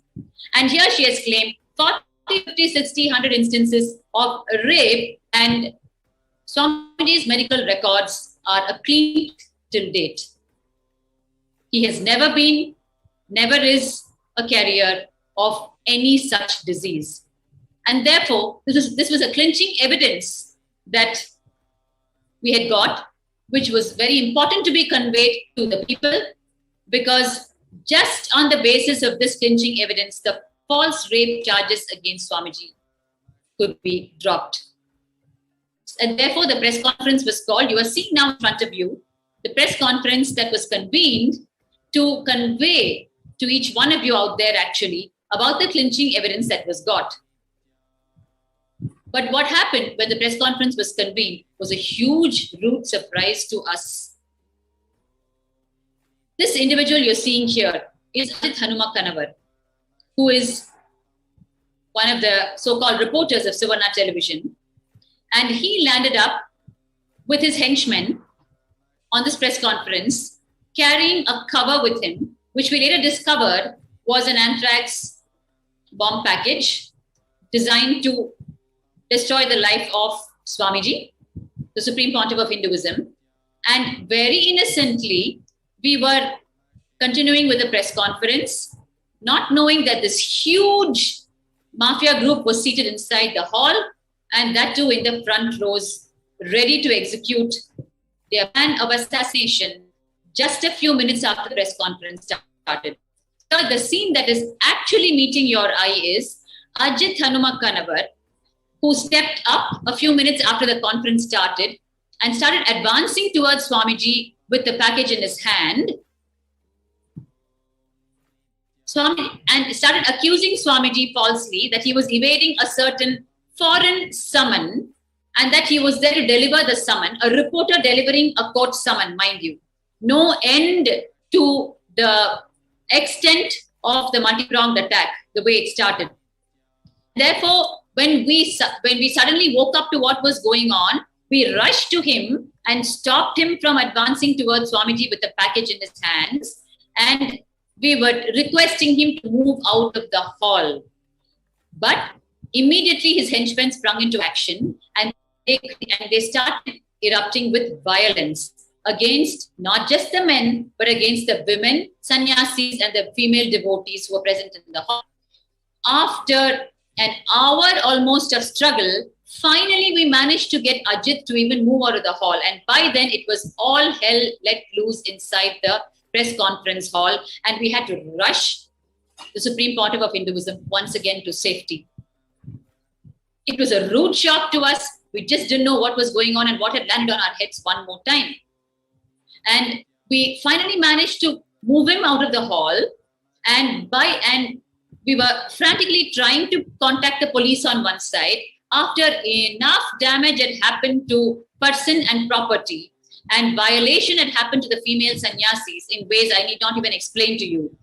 You're seeing visuals in front of you where the female and male sannyasis are being manhandled by multiple people at the same time near the gates of Adi Kailasa, the headquarters in Bengaluru. After this entire scene, you can see here, our female sannyasi is being manhandled by 5 of these mafia people at the same time, the Karnataka Navaninmana Sene mafia that landed up. And you can see the stones being hurled at the gate. So while Ajit was, and you can see here in front of you, the then administrator, one of the administrators, was actually, his head was smashed by a huge boulder by 4 to 5 people at a time. And he was not even allowed to rush to the hospital. They stopped the car. Somehow we managed to reach him to the hospital. And here you are seeing him post-surgery. They administered 33 sutures on his head. You can see him bloodshot on one side, completely smeared with his own blood. And on the other side, he's giving his first sharing after having undergone the surgery. His entire face and forehead and head is swollen. And it was just one of the most gory. Actually, I was right at the gate at that time. If the NTV operator can just rewind the scenes a bit, you'll be able to see. I was there right at the gate, and it was the most horrifying scene. Even in horror movie, you can see me there. Even in horror movies, I've not seen such a scene where just brutally 5 people smashing a huge boulder stone on the skull of another person and just running away, jumping over the gate and allowing him to die there and not even allowing him to reach the hospital. Actually, at least after they smashed his skull, I mean, one would imagine that they would just back off. But they actually went ahead further and didn't even allow us to take him to the hospital. These are the kind of attacks faced by the Supreme Pontiff of Hinduism. You can see me there in the background. These are the kind of attacks faced by the Supreme Pontiff of Hinduism time and again. He and the sannyasis and the devotees who are standing to revive and re-establish this greater science of Hinduism. You can see here the bruises, the wounds, the life attacks sustained by the devotees and sannyasis. And while this happened on the 7th of June, from the morning until the evening, and it was actually live telecasted. They came with the live telecast van. They came with what you call the OB van, which is a live telecast van, in the evening when this entire attack was executed. And they were airing it live, and the running commentary was that the Adi Kailasa headquarters and the people there are brewing trouble, and they are fighting, and they're creating violence, and they're disrupting the peace of the place. We were just completely powerless on the face of the attack, because on the one side, we were the victims, we were attacked, we were almost killed, and Swamiji was almost assassinated, and we had to rush him to safety, and our property was destroyed. But here we were being portrayed as creating violence. What you're now seeing in front of you is the press conference that happened on the next day, which is the 8th of June 2012. I request the NTV operator to stop a bit. So we had to explain to the public what exactly happened the previous day on the 7th, and how they had converted the press conference into a war field, into an attack field. So therefore, we convened a second press conference to explain to the people the attack that happened on the previous day. And here, what is meeting your eye is the second press conference on the 8th. You can see me. I'm the first sannyasi from the left-hand side. Yes, that's me, the first sannyasi on the left-hand side. And on this second day also, just minutes after we started the press conference, again, the same Karnataka Navanirmana Sene, but this time, today, that is on the 8th of June, under heavy disguise, so we didn't even know they were from that organization. They were once again seated inside the hall without our knowledge, and they sprung up and started creating violence and attacking us yet again. You're seeing the violence and attack in front of your eyes. And they started violating the female sannyasis. You can see here in front of your eyes. It was an unsparing, ruthless, brutal attacks where they were picking up the chairs, the metal dividers, the metal chains that were used as dividers, and just beating and breaking persons and property. Here you can see the aggression and the brutality of the attack. You can see him straight away manhandling our sannyasi, Nithyananda Swami. You can see again here. And all along, there was no protection for us. We were frantically trying to call the police, and the attack just continued ruthlessly. And we just didn't know how to end it, or how to, push the attackers back, because they were just too many in number and too aggressive, because their business is violence and our business is non-violence. So therefore, it was a hopeless match. And while we were again and again only employing the principles that we live by, which is non-violence, it was not working. We were just being attacked right, left, and center. And finally, after considerable damage had been done, as usual, the police came at the end of it all, and they took him away. They took the perpetrators of the crime away to the gates. And all along, the press was covering these very scenes of attack that was happening, but with their own vilifying headlines, where they made the whole thing out to be as though we were causing a fight, whereas we were victims of a huge attack. The choice of words for decades has been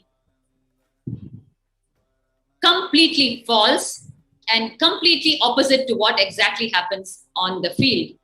While it is always an attack from their side, the presentation by the media mafia has always been a fight between Nithyananda disciples and so, a fight between Nithyananda disciples and someone else.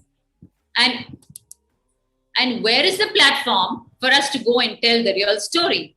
Because by then, by the time we wake up from the attack, already on the one side, false cases are filed against us saying that we tried to kill them. And on the other side, the media mafia has done enough damage and spread false news all over the world. So by the time we wake up and we even want to give the first statement, the damage has been done and opinions have been formed, and we are made out to be once again some attacking cult all the time who are out to destroy the peace of the people. It is so, here you can see me somehow desperately trying to get across to the press persons who are willing to hold the camera to my face. I'm trying to tell them that, already the headlines out there are, we are attacking them. But the truth is they are using our desperate body language to map their false headlines and conveniently saying that we are attacking them. And I'm in fact telling the press people, if you are in a situation where in your own home, in your own drawing room, your folks were attacked by someone, would you be petting and pampering them and requesting them to move out?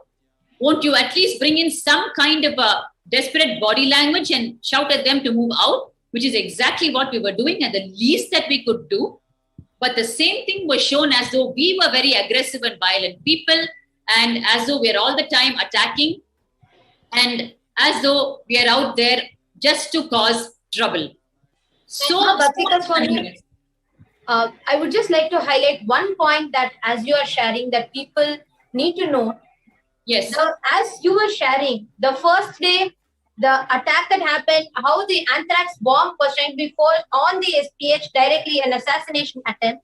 And on the second day, the same mob comes in disguise. They are groping and sexually assaulting women in front of the media. And the most important, what we all could see, where Ma Bhaktika Swami was actually sharing in the desperately screaming for help out in the camera. And we can see how the sexual assault, the men groping women, and they all talking vulgarly in front of the women were live streamed in the media. And again, even at this point, the media showing the Adinavasis who are desperately begging for help in the bad light.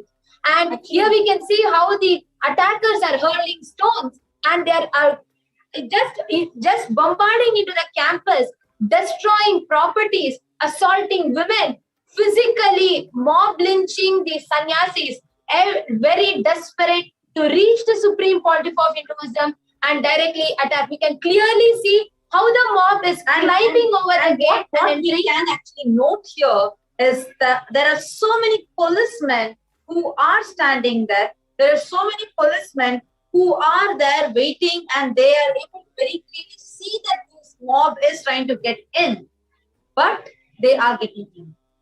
They're not being stopped. Good point, Ma. If you notice the pattern of attacks every time, the moment you see a uniformed policeman, automatically you think they are there as protection. They are there to control the whole scene and bring it to some kind of a law or dharma. But what the innocent people do not know is, or they're brainwashed to such an extent, they don't even know to look into the scene and watch that they're actually not doing anything. They don't even know to recognize that. For us, if you see a khaki uniform, that means he's doing a job, right, of protection. But we've been brainwashed over the years that we don't even know to look into the scene and see that they're not doing it. They're just standing and watching or pretending to ward off people in a way where they allow the mainstream attack to happen, but somewhere in the background, they are just doing some body language, mislead the people as though they are protecting. Whereas in the light of what you are sharing, I'm right now seeing there's a clipping here that we are seeing. We actually saw these Adinavasis were the ones who were beaten up by the mob. But right now I am seeing they are being arrested. They are being taken by the police. So I'm not really able to grasp what exactly is. Could you share with us what happened, or how the victims are being arrested. You were there that day, and can you share with all of us and the viewers what was happening after being assaulted, after being sexually assaulted, groped, after being mob lynched by these rowdies and thugs? I am seeing the scene where the victims are being arrested. Could you share with us what was the scene and what happened there? Actually, what you're seeing now is, each of us was actually escorted. You can see me actually entering the van just now. Each of us was escorted by a uniformed police woman or policeman into a van. You can see all of us inside the van now. Yes. Actually, this is on the 8th of June. And in the morning, the second press conference had happened and the attack had happened. And we were just recovering from the attack when suddenly the policemen came and they asked us to just follow them. So actually, we were thinking that they are calling us to identify the perpetrators of the crime. So, Amma, we were so innocent and naive. We had no clue about the multi-pronged attack that was being executed right in front of our eyes. And we had no clue that this 2012 attack was actually going to lead to 2 illegal arrests of Swamiji once again. My God. So just to understand what exactly happened, so just wanted to explain to the viewers. So basically, all the Adinavasis who are actually being attacked, the victims who are being, like the whole mob lynching is happening, the men, the anti-Hindu elements, the militant forces are coming and sexually assaulting and groping the women, our female sannyasis, and you can see in front of your eyes, Ma. Actually, our 2 sannyasis, you can see here, our 2 innocent sannyasis are trying to ask them, why are you pushing us around? Why are you manhandling us? What have we done? And they're silent, but the police are completely silencing them and telling them it's none of their business to ask any questions. And they're actually manhandling them and pushing them into the van and arresting them without their own knowledge. This is something that needs to be highlighted here.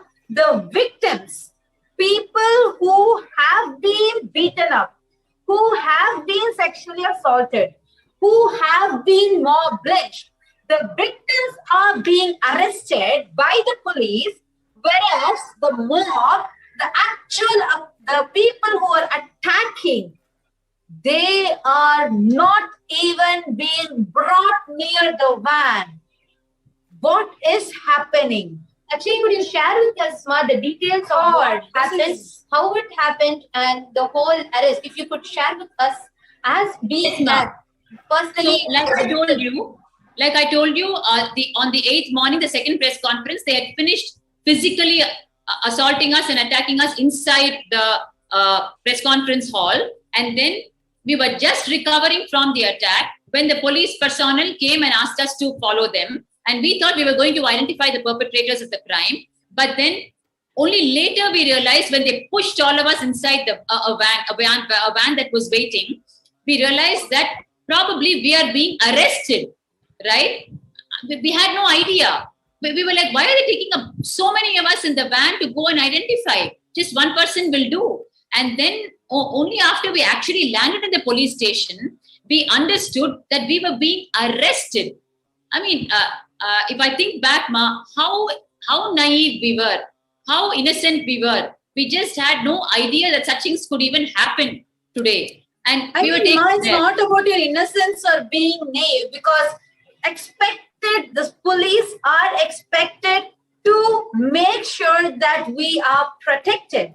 At least that's what anyone who sees the scene of so many policemen in the uniform coming in and go, when they see that the Adinavasis, like the people who are in the campus, are being beaten up, sexually assaulted by the criminals, then they are suddenly seeing a huge battalion force of, like, all the policemen are just coming in. And all of a sudden, so everybody would expect that we are going to be protected. It's like the police have come to be protecting and to make sure that the people are safeguarded. One more thing you need to know, Ma, how we got arrested was Ajit Hanuma Kanavar, who was the who was the assassinator of the 7th of June, just the previous day, he actually came back into the campus with police bandobast, okay, with police protection. He entered back in the campus on the 8th, and he identified 16 of us and for arresting. And because he had already gone to the police station the previous day and slapped a false case against Swamiji as accused one and 16 of us, saying that we were causing a life threat on him, and for protecting his life, he's filing a case. We were Actually, just this clipping is too painful to see, Ma. As you're sharing this clipping where they're pushing Swamiji like this, it's extremely painful to even see this. You should know exactly what is happening in this scene right now, what is meeting your eye now.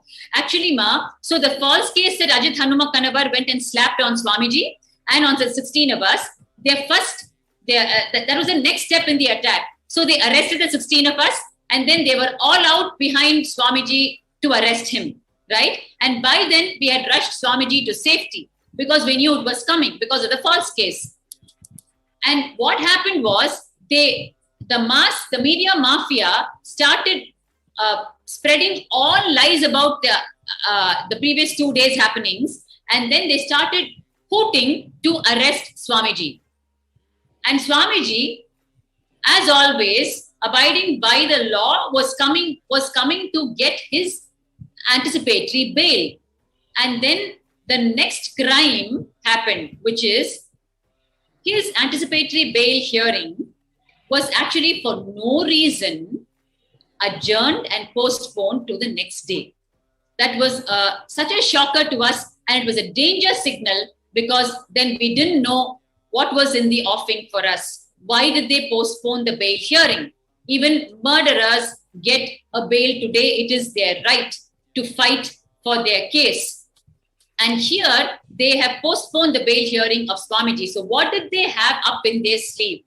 And then what happened when the bail hearing got postponed? By then they had created a huge mob outside the courtroom, right? So when Swamiji had to be brought out, because the bail hearing was postponed, there was huge mob lynching happening on Swamiji, with the police there who had organized for the mob lynching and who were just pretending to be around Swamiji. And they told us that, so it is not safe for Swamiji to step out now because there's huge mob out there.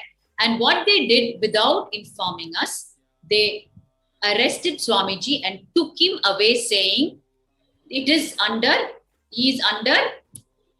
protective custody, which is actually an illegal arrest, put in raw words.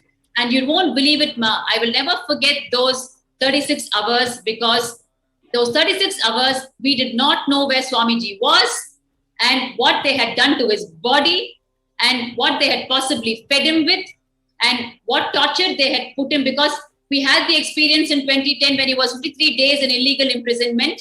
There was attempt to poison him multiple times, and he was physically tortured, and he was tried to be psychologically tortured. They had got even tile cutting machines to run the whole night outside his room so that the frequency of noise would torture him on one side. Actually, I just want to highlight that. Actually, according to human rights, if you just read the UN human rights, one of the violations is any tile cutting or marble cutting sound being exposed to a person. And if they're tortured by that, it is actually written law. I was actually quite shocked when I read it. When I was reading what all are like the against human rights, what are the actions that they do against human rights? I was shocked when I saw that, because that's exactly like what you're telling now. They expose this continuous tile cutting sound next to Swamiji just to torture Swamiji. God, so and also I would like to highlight another point. I would like to request the NTV operator to rewind a little bit back. We can see a newspaper clipping which says a battalion of 600 police were deployed for Swamiji. This is just, actually I would like to quote something here. Even for the worst of criminals, so many policemen are not required. Here, for one innocent And if Swamiji is just continuously abiding by the law, and an innocent person just to demonize Swamiji in the public, creating not just the whole lawfare, but the way we can see how the police are manhandling Swamiji, pushing him into the van, pulling him and dragging him in front of the public eye, just to demonize Swamiji in the public. For a person who has been completely abiding by the laws, and first, for a person who is innocent, second, abiding by the law, just to create confusion in the public, this is a way of causing a programmed confusion where the viewers will get confused to see a battalion of 600 police just for one sannyasi, one man who is abiding by the laws. This was just another big tactic to demonize in the eyes of the public, to demonize the Supreme Pontiff of Hinduism, who was innocent, just to create a scene and just to create that kind of a confusion and panic amongst the disciples. Just what you're sharing, just now the clipping to show. Swamiji is walking like normally. Swamiji is walking from behind. Someone is just pushing Swamiji. There is no need for all those. It's just extremely painful. I don't have words to describe this. I mean, it's total unjust, unfair. And actually, Ma Bhattika Swami, I can understand when you are telling what kind of a panic you all would have been through for those 36 hours of not knowing where the Supreme Pontiff of Hinduism is, and not, first of all, being sure the way the lawfare happened, the way police are manhandling the Supreme Pontiff of Hinduism, and the whole thing, it was pushed to such an extent where the disciples had to file habeas corpus in the panic. They were panic-stricken, they were grief-stricken, and they were desperate to know, just to get confirmation, just with the hope that the Supreme Pontiff of Hinduism is alive, just to know that basic information. And you were there when the habeas corpus was filed. In fact, if you would like to share more about how that part happened, where you all were panicking, how the whole arrest of the Supreme Pontiff had happened, how his life was at threat, how he was manhandled, how the mob, there was so much of continuously mob attacking, media violence, and police themselves were manhandling. Would you like to share what was the situation for all the disciples and all the devotees who were panicked and who were searching for the Supreme Pontiff of Hinduism? Definitely, Ma. So, like I said, they took Swamiji away. They took him away to an undisclosed location, and 36 hours was a nightmare for us. We were just on the streets, not knowing where they had kept him, what had come to his body. We just had no clue. And the next day was supposed to be the anticipatory bail hearing, which had got illegally adjourned to the next day, if you remember. I just shared with you, right? So the next day dawned, and then we rushed to the court again. And they are bringing Swamiji for the bail hearing. From where, which location, we don't know. So here he is surrounded completely by them, and they've come for the bail hearing, and then the bail is granted, right? The moment the bail is granted, we are just eager to grab Swamiji and take him to safety. Then what happens? They tell us, again, there is a huge mob waiting outside. The place was just thronging, right? And they told us, we will take him and hand over Swamiji safely to you in the border so that you can take him and go. Right? And it was not even a situation where we could say a yes or no, right? So we could not even get near Swamiji. We could just stand and watch. And this is information that we were getting from one or two police personnel who were just there in the fringe of it, right? So then what happened? They took him again into the van. So then we started following the van. And the van, instead of going in the direction that they had told us they're going to take him and leave him with us, it went in the opposite direction. And that just ran chills down our spine, right? The van started heading towards Ramnagar, towards the DC magistrate office. And we were wondering, why would they take him? He's been given the bail. He's supposed to be handed over. He's supposed to go back home, right? But they took him back to the DC magistrate's office. And the Adinavasis were actually trying to follow the van very closely. And then what happened was, once the van entered the regional magistrate's office, they locked the gates on the face of the car that was following. And therefore, our Adinavasis could not enter.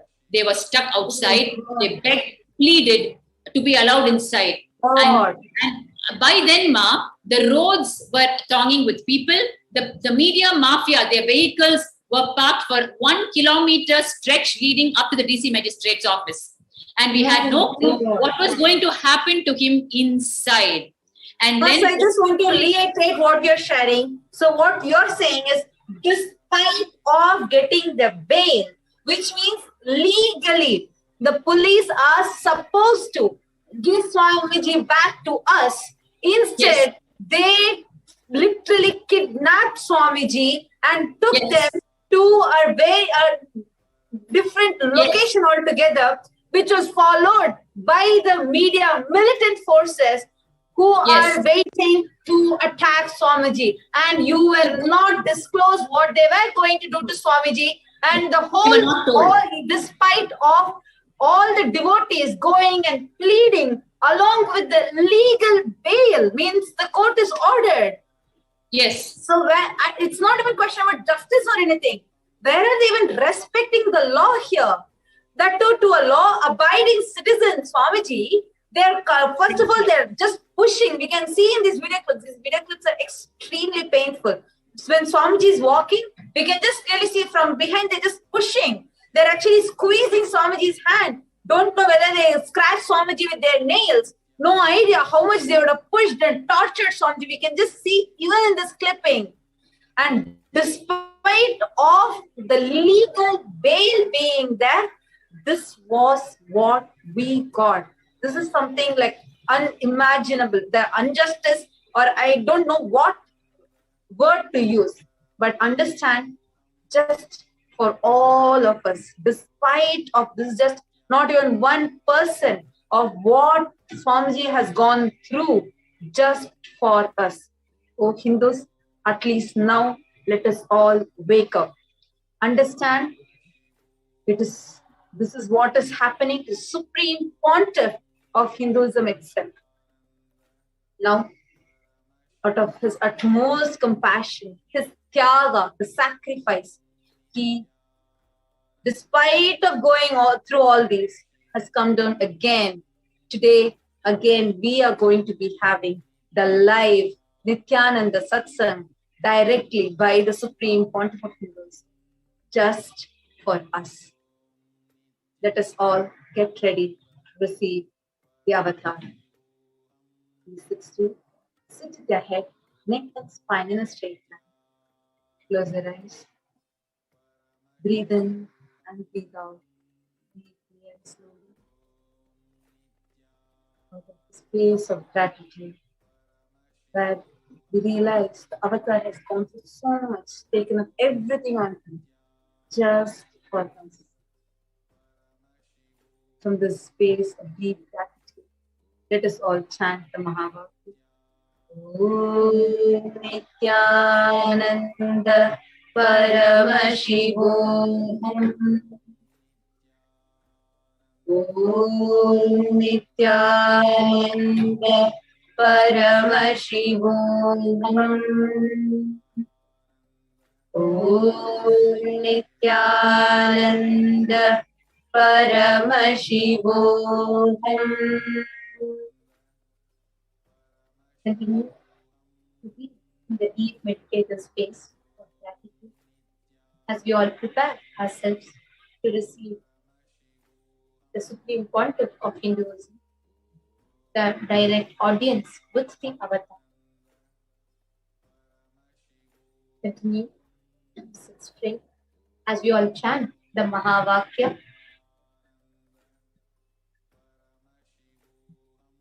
Om Nithyananda Paramashivoham. Om Nithyananda Paramashivoham.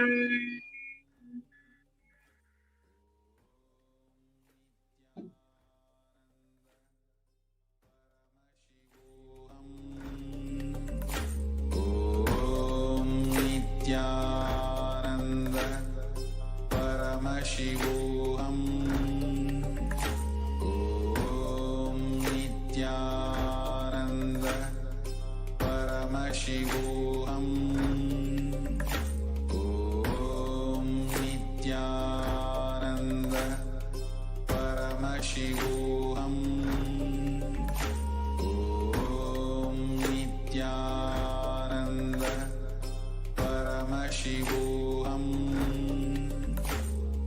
Om Nithyananda Paramashivoham. Om Nithyananda Paramashivoham. Om Nithyananda Paramashivoham. Om Nithyananda Paramashivoham. Om Nithyananda Paramashivoham. Om Nithyananda Paramashivoham. Om Nithyananda Paramashivoham. Om Nithyananda Paramashivoham. Om Nithyananda Paramashivoham.